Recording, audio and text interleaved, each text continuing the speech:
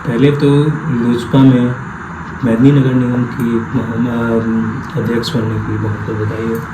बहुत बहुत धन्यवाद।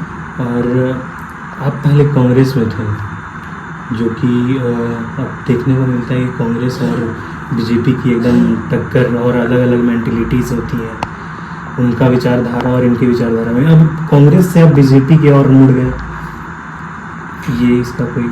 देखिए, मैं पहले आपको बता दूं कि हमारी जो पार्टी है लोक जनशक्ति पार्टी रामविलास, ये पार्टी शुरू से ही, जिस दिन इसका गठन हुआ था स्वर्गीय रामविलास पासवान जी के द्वारा, उस वक्त से ही ये गरीब, शोषित, वंचित, जो पिछड़ा समाज है उनको लेके चलती थी। उसके साथ साथ अल्पसंख्यकों को लेके चलती थी, उसके साथ साथ फॉरवर्ड कास्ट को लेके चलती थी। सबका मिला जुला है। और जहाँ तक बात है भाजपा की, तो मैं आपको याद दिलाना चाहूँगा कि हम 2014 के बाद से एनडीए में हैं, उसके पहले हम यूपीए में भी थे। तो ऐसा नहीं है कि हम बीजेपी माइंडेड हो गए या कांग्रेस माइंडेड है। संगठन जो है, इसका संविधान कहता है कि हम लोग सारे वर्ग को लेकर चलेंगे। और अभी हमारे जो माननीय राष्ट्रीय अध्यक्ष हैं, जिनका भी मनोनयन 2-3 दिन पहले ही हुआ है रांची में, जो राष्ट्रीय कार्यकारिणी हुई थी, उसमें जो उनका मनोनयन हुआ है, उसमें उनकी विचारधारा भी वही है, उनका भी सोच वही है कि पार्टी में सबों को लेकर चले। जैसा कि आपने बताया कि 2014 में 2014 से पहले आपकी पार्टी यूपीए में थी, तो कहीं ये तो नहीं कह सकते कि जिसकी सत्ता उसकी पार्टी उसके साथ? नहीं, ऐसा नहीं है। बिल्कुल ऐसा नहीं है। इसमें होता क्या है बताता हूँ मैं आपको।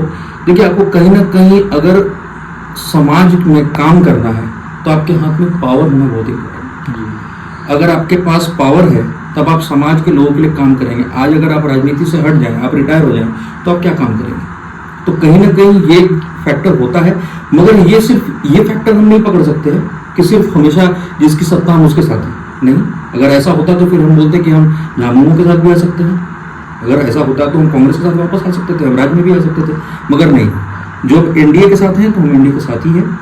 और हमारे नेता आदरणीय रामविलास पासवान जी के मार्गदर्शन, जो उनका जो सोच था, उनकी जो सोच थी, उसी सोच के ऊपर चिराग जी लेके चल रहे हैं, जो बहुत अच्छी तरीके से लेते हुए चलते हुए युवाओं को आगे बढ़ा रहे हैं। चिराग पासवान, जो कि चुनावी प्रचार में उनका नरेंद्र मोदी, जो कि प्रधानमंत्री, उनके हनुमान के नाम से भी बोला गया था, कहीं ना कहीं माइंडसेट एक ही लग रही है।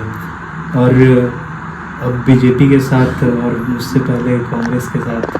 देखिए, सबसे पहली बात तो यह है कि चिराग जी बहुत ही यंग हैं, एनर्जेटिक हैं। मैंने अभी जो कार्यक्रम में उनको देखा, उनके बाकी के 4 सांसद भी, मैं बाकी के 4 सांसदों को भी मिला हूँ पर्सनली, उनसे बातें हुई। बहुत खुशी हुई देख करके कि उनका जो रोल है ना, वो यूथ के लिए बहुत एनर्जेटिक है, पहली चीज़। दूसरी चीज़ आप देखिए कि लोकसभा चुनाव में इनका 100% स्ट्राइक रेट रहा। 5 की 5 सीटें मिली, 5 की 5 सीटों पर अच्छी फाइट की उन्होंने और अच्छे मार्जिन से जीत के आए। आप मार्जिन उठा के देखिए तो 5 लाख से नीचे कम किसी का मार्जिन नहीं है। ऐसा नहीं कि 50,000 के मार्जिन से क्यों उन्होंने किसी सांसद ने चुनाव जीता है, सबने अच्छी मार्जिन से जीता है। इसका मतलब कि जनता उनको वहां पर चाहती है। और वही रूप अब हम लोग झारखंड में भी लेने जा रहे हैं। झारखंड में भी जनता प्यार करेगी, पसंद करेगी, और आने वाले समय में वापस यहाँ पर भी लोक जनशक्ति पार्टी रामविलास खड़ा होगा। और सत्ता या जो सदस्य होंगे हमारे, जो विधानसभा में जाएंगे, वो सत्ता में हो या विपक्ष में हो, मगर मजबूत तरीके से रहेंगे। पलामू में विधानसभा की कैसी तैयारी चल रही है? पलामू में विधानसभा के लिए चिन्हित किया गया है। 1 सीट के लिए हम लोगों ने आग्रह किया है। तो अभी तो शीर्ष नेतृत्व तय करेगा कि ये डाल्टनगंज बटरिया विधानसभा होगी या कोई और? नहीं, अभी इसके बारे में तो मैं आपको नहीं बता सकूंगा, क्योंकि मेरे पास सूचना नहीं है। मगर इतना कंफर्म है कि पलामू की जो 5 सीटें हैं, उसमें से 1 सीट हम लोगों ने गठबंधन में मांगा है। अब ये जो ऊपर की जो शीर्ष नेतृत्व होता है, हर पार्टी का ऊपर का जो नेतृत्व होता है, वो डिसाइड करता है। एनडीए डिसाइड करेगी, एनडीए की बैठक दल होगी, उसमें डिसीजन लिया जाएगा कि कितनी सीट पर हमें मौका मिल रहा है। मगर मैं आपको आश्वस्त करना चाहता हूँ कि जिस तरह हम लोगों ने लोकसभा में किया है, उसी स्ट्राइक रेट से हम लोग विधानसभा भी करेंगे। भैया